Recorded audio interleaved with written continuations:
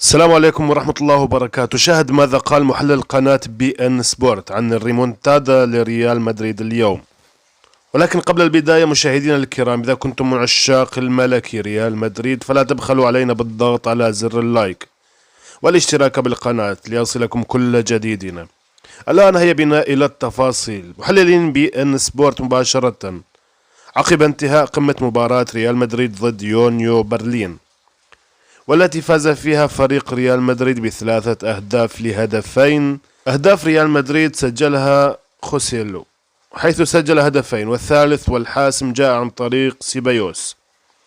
محلل بي ان سبورت عقب المباراة قال: رغم الغيابات تمكن ريال مدريد من تقديم مباراة محترمة، وتمكن من تحقيق الفوز من أجل مصالحة الجماهير ونسيان مباراة ريال بيتس التي فقدوا من خلالها الصدارة.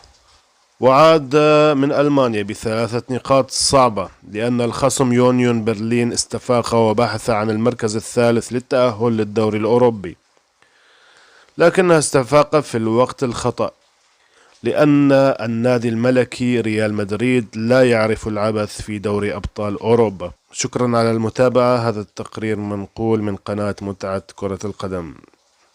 إلى اللقاء.